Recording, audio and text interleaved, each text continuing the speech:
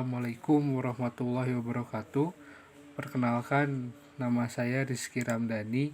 Saya mahasiswa Teknik Elektro jurusan angkatan 2019. Di sini saya akan menjelaskan tentang untuk UAS jaringan komputer tentang user datagram protokol. Nah, di sini pengertian dari UDP adalah atau user datagram protokol adalah protokol yang digunakan dalam transport layer pada OSI model atau UDP merupakan bagian dari Internet Protocol atau disebut sebagai UDP atau IP. Tidak seperti TCP, UDP ini merupakan protokol yang tidak dapat diandal atau unreliable dan tanpa koneksi atau connectionless. Jadi UDP ini tidak perlu membuat koneksi sebelum melakukan transfer data. Protokol UDP merupakan protokol internet yang mengutamakan kecepatan data, bukan ketepatan apalagi keakuratan. Nah, kemudian karakteristik dari UDP ini adalah connectionless atau tanpa koneksi. Pesan-pesan UDP akan dikirimkan tanpa harus melakukan proses negosiasi koneksi antara dua host yang akan melakukan pertukaran informasi. Kemudian yang kedua, unreliable atau tidak andal. Pesan-pesan UDP akan dikirimkan sebagai datagram tanpa adanya nomor urut atau pesan acknowledgement. Protokol lapisan aplikasi yang berjalan di atas UDP harus melakukan pemulihan terhadap pesan-pesan yang hilang selama transmisi.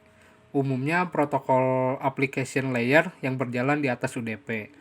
Kemudian yang kedua, UDP menyediakan mekanisme untuk mengirim pesan-pesan ke sebuah protokol lapisan aplikasi atau proses tertentu di dalam sebuah host dalam jaringan yang menggunakan TCP atau IP.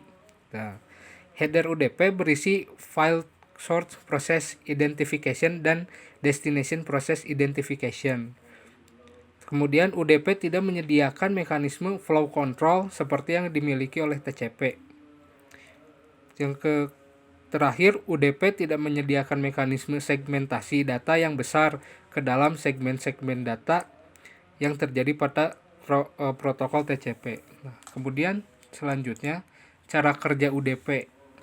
Pertama, ketika paket yang dikirim oleh UDP di dalamnya berisi port sumber dan port tujuan akan dimasukkan ke dalam UDP header. Kedua, UDP akan membaca nomor port tujuan dan akan memproses data. Ketiga, paket asli mempunyai port tujuan sehingga server bisa mengirimkan kembali data ke FTP client. Keempat, poin 2 dan 3 akan berulang kembali ketika file audio dikirimkan oleh klien.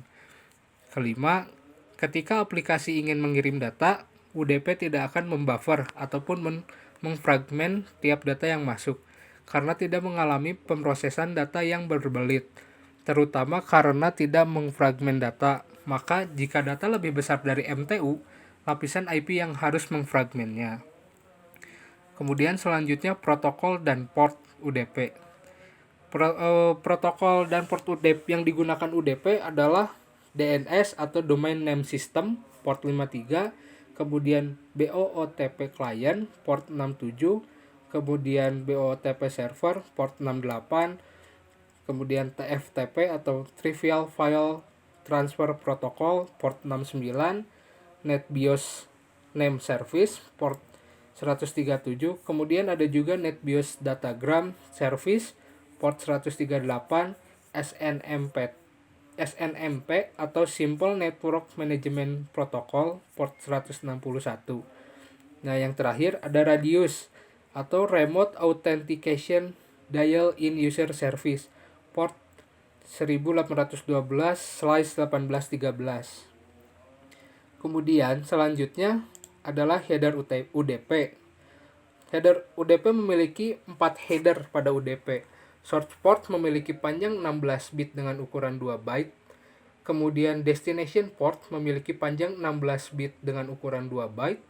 Kemudian length memiliki panjang 16 bit dengan ukuran 2 byte. Kemudian checksum memiliki panjang 16 bit dengan ukuran 2 byte. Message UDP ditransmisikan dalam bentuk IP datagram. Nah, message UDP ini terdiri dari IP header, UDP header, dan payload. IP header terdiri dari source IP dan destination IP. Source IP berisi IP address host yang mengirim paket. Destination IP berisi alamat penerima paket, bisa broadcast address atau multicast address. Selanjutnya adalah kegunaan UDP. Nah, UDP sering digunakan dalam beberapa tugas. Yang pertama, protokol yang ringan. Kenapa UDP memiliki protokol yang ringan atau lightweight? Untuk menghemat sumber daya memori dan prosesor. Beberapa protokol lapisan aplikasi membutuhkan penggunaan protokol yang ringan yang dapat melakukan fungsi-fungsi spesifik dengan saling bertukar pesan. Contoh dari protokol yang ringan adalah fungsi query nama dalam protokol lapisan aplikasi domain name system. Kedua, protokol lapisan aplikasi yang mengimplementasikan layanan keandalan. Jika protokol lapisan aplikasi menyediakan layanan keandalan, transfer data yang andal, maka kebutuhan terhadap keandalan yang ditawarkan oleh TCP pun menjadi tidak ada.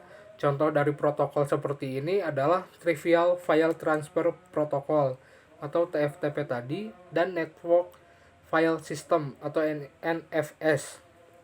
Yang kemudian selanjutnya kegunaan UDP adalah protokol yang tidak membutuhkan keandalan. Contoh protokol ini adalah protokol Routing Information Protocol atau RIP. Nah, transmisi broadcast. Transmisi broadcast ini karena UDP merupakan protokol yang tidak perlu membuat koneksi terlebih dahulu dengan sebuah host tertentu, maka transmisi broadcast pun dimungkinkan. Sebuah protokol lapisan aplikasi dapat mengirimkan paket data ke beberapa tujuan dengan menggunakan alamat multicast atau broadcast. Nah, selain ada kegunaan UDP, di sini ada kelemahan dari UDP. UDP tidak menyediakan mekanisme penyanggaan atau buffering dari data yang masuk ataupun data yang keluar. Tugas buffering merupakan tugas yang harus diimplementasikan oleh protokol lapisan aplikasi yang berjalan di atas UDP. UDP tidak menyediakan mekanisme segmentasi data yang besar ke dalam segmen-segmen data, seperti yang terjadi dalam protokol TCP. Karena itulah, protokol lapisan aplikasi yang berjalan di atas UDP harus mengirimkan data yang berukuran kecil atau tidak lebih besar dari nilai maksimum transfer unit atau MTU yang dimiliki oleh sebuah antarmuka di mana data tersebut dikirim. Karena jika ukuran paket data yang dikirim lebih besar dibandingkan nilai MTU, paket data yang dikirimkan bisa saja terpecah menjadi beberapa fragmen yang akhirnya tidak jadi terkirim dengan benar. UDP tidak menyediakan mekanisme flow control.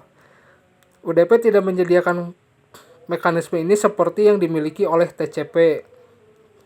Kemudian selanjutnya adalah header UDP. Header UDP diwujudkan sebagai sebuah header dengan 4 buah field memiliki ukuran yang tetap, seperti yang disebutkan ada source port, destination port, length, dan checksum. Nah, di sini source port digunakan untuk mengidentifikasi sumber protokol lapisan aplikasi yang mengirimkan pesan UDP yang bersangkutan. Penggunaan field ini adalah opsional dan jika tidak digunakan akan diset ke angka 0. Beberapa protokol lapisan aplikasi dapat menggunakan nilai field ini dari pesan UDP yang masuk sebagai nilai port. Kemudian selanjutnya destination port. Destination port digunakan untuk mengidentifikasi tujuan protokol lapisan aplikasi yang menjadi tujuan pesan UDP yang bersangkutan. Dengan menggunakan kombinasi antara alamat IP dengan nilai dari field ini untuk membuat sebuah alamat yang signifikan. Kemudian length. Length digunakan untuk mengindikasikan panjang pesan UDP atau pesan UDP ditambah dengan header UDP dalam satuan byte. Kemudian checksum berisi informasi pengecekan integritas dari pesan UDP yang dikirimkan. Nah, kemudian selanjutnya ada yang terakhir adalah port UDP. Sebuah port UDP itu berfungsi untuk sebagai multiplexed message queue, yang berarti bahwa UDP port tersebut dapat menerima beberapa pesan secara sekaligus. Setiap port diidentifikasi dengan nomor yang unik seperti halnya TCP. Tetapi meskipun begitu, UDP port berbeda dengan TC port meskipun memiliki nomor port yang dikenal secara luas. Nah, mungkin cukup sekian presentasi tentang materi UDP dari saya. Atas perhatiannya saya ucapkan terima kasih. Wabillahi taufiq wal hidayah. Wassalamualaikum warahmatullahi wabarakatuh.